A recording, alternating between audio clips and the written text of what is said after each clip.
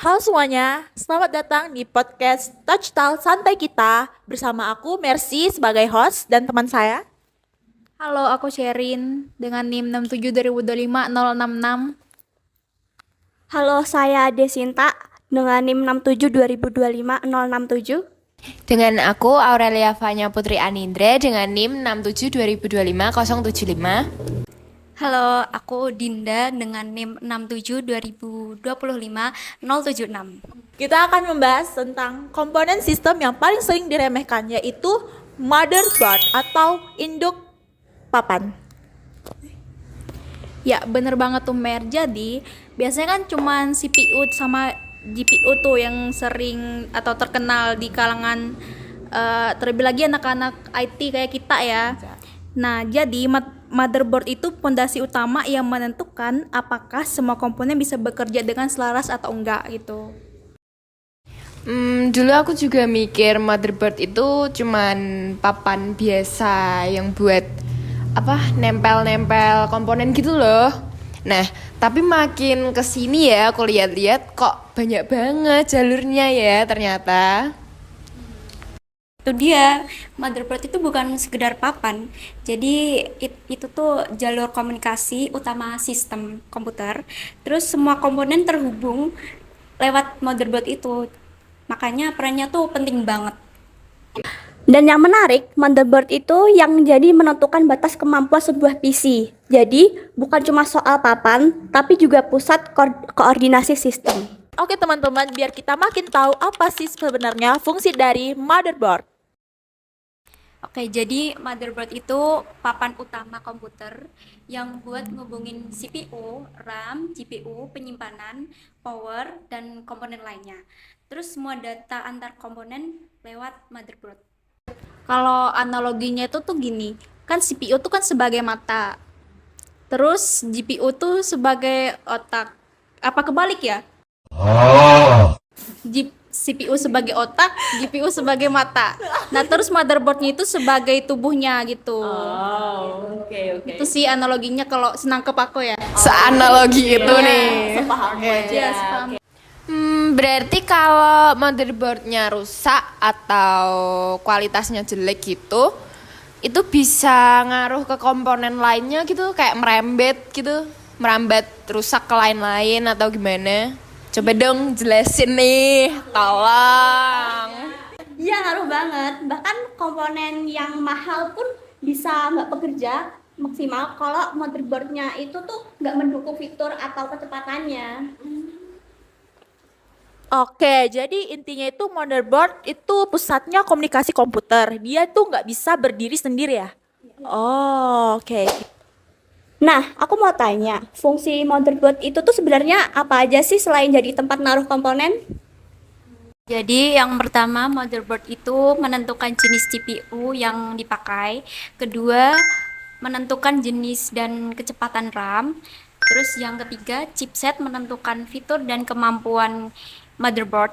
Terus keempat, menyediakan PCIe buat GPU atau SSD NVMe. Terus yang kelima itu menyalurkan daya ke seluruh komponen gitu.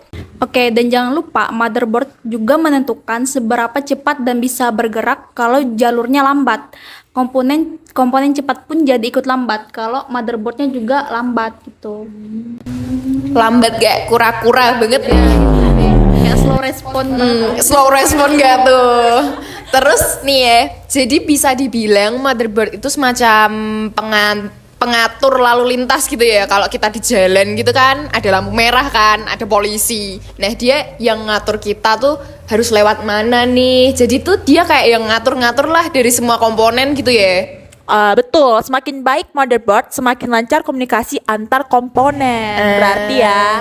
Berarti semua tuh harus komunikasinya baik ya. Oh, jadi kayak pemilihan motherboard itu tuh penting banget ya. Kalau kita mau rakit PC gitu ya. Jadi kayak kita tuh harus milih banget gitu motherboard yang bagus gitu, yang sesuai dengan apa kebutuhan kita. Ya, motherboard aja pilih-pilih. Apalagi kita kan sebagai anak-anak TI itu pasti Anjay. harus TI memiliki banget nih. memiliki spek yang bagus ya. Oh yes. Yang mengampuni. Oke. Mengampuni nih yang maha kuasa. Nah, sekarang ini aku mau nanya sama kalian, apa sih sebenarnya chipset itu? Yang istilah-istilah sekarang lah. Kalau menurut aku ya, chipset itu modul utama pada motherboard yang mengatur jumlah port USB, jumlah slot, terus ada NVMe, support overclock, kecepatan FCLE, dan fitur-fitur tambahan lainnya. Itu sih. Oke. Ya, chipset itu ibarat kelas dari motherboard. Terus ada entry level, mid range, dan high end. Makin tinggi kelasnya, itu tuh makin banyak fitur yang bisa dipakai. Gitu sih.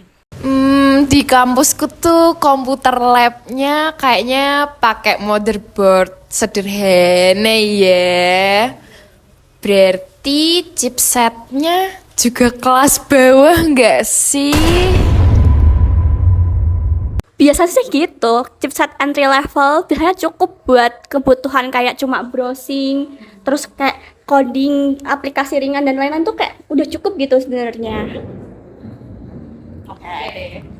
Oke, berarti tapi buat gaming, editor sama yang buat kerja berat itu chipsetnya yang lebih tinggi jauh lebih bagus nggak sih? Iya nggak sih? Oke. Aku nih pernah denger dengan istilah VRM. Gak tahu ya bacanya gimana, VRM. Nah, VRM, English please.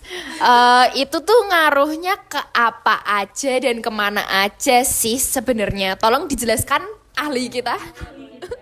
Jadi VRM itu tuh singkatan dari voltage regulator module.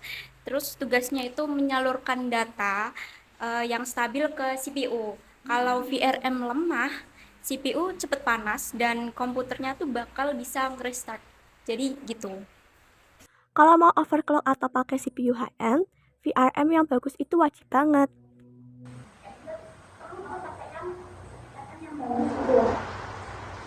Jadi kalau VRM itu seperti jaringan jantung penyalur daya gitu, analoginya. Oh gitu. Mungkin iya nggak sih? Jadi kalau jantungnya lemah, semua komponen bisa kena imbasnya. Jadi ikut lemah juga kayak daya tahan tubuh kita gitu. Oke, mengerti. Makasih. Bahaya juga ya kalau VRM-nya itu jelek. Karena kan kita lihat bentuk motherboard-nya ini, tapi kita juga harus memperhatikan kualitas VRM-nya. Oh, pantes pernah lihat komputer di lab itu sering tiba-tiba mati sendiri gitu loh, gak jelas sumpah. Gue nggak ikut-ikutan ya. Mungkin salah satunya karena VBM-nya itu kewalahan gak sih? Lebih Mungkin kayak udah jelek mungkin. iya, bisa sih. Iya, kayak harusnya upgrade gak sih? Kalau untuk kegiatan kampus seperti coding, office, atau desain ringan, motherboard menengah sudah lebih dari cukup ya. Jadi nggak harus beli yang mahal-mahal kan ya? Ya benar. Yang penting paham apa yang kamu butuhkan. Dan sesuai kebutuhan. Jadi aman nggak sih? Aman buat mahasiswa nggak sih? Oke sih. Dari obrolan ini, aku makin paham kalau motherboard itu komponen yang sering banget diremehin, tapi punya peran yang vital banget. Iya, aku juga baru tahu sih. Ternyata tuh motherboard itu fungsinya banyak banget dan sengaruh itu buat PC-PC kita ya. Iya, jadi semoga teman-teman yang dengar podcast kita kali ini alias bicara-bicara santuy kita Oke. bisa dapat insight baru dan nggak salah pilih motherboard lagi gitu. Iya sih. Perhatikan kualitas. Iya. Kualitasnya sih. Sama sesuai kebutuhan juga sih. Siapa nih yang mau ngomong dulu nih? Siapa nih? Jadi ingat ya guys, jadi motherboard itu bukan sekedar papan. Dia mengatur seluruh ekosistem komputer punya kalian. Jadi gitu. Oke, makasih ya Kak penjelasannya, ya ampun. Ahli Oke, banget nih. kita udah mau di akhir pengunjung. Pengunjung apa nih? Sorry. Pengunjung apa? pengunjung akhir tahun 2026. 2025. Udah gak lama lagi kita udah wisuda. Iya, besok nih aku wisuda. IPK berapa, Mbak? Berapa ya? Aduh. 4 gak sih? Amin gak sih? Amin gak sih? Amin gak sih? Semoga Mau dari ditutup gak ini? Oh. Oke, teman-teman, terima kasih telah mendengarkan podcast kami dan kami memohon maaf jika kami ada salah kata. Mungkin kami Maaf ya, nggak guys. bermaksud untuk menyindir atau apa. Kami cuma kayak Ngobrol aja. ngobrol aja biasa. sih. Oke, sampai jumpa di episode selanjutnya. Bye. Bye.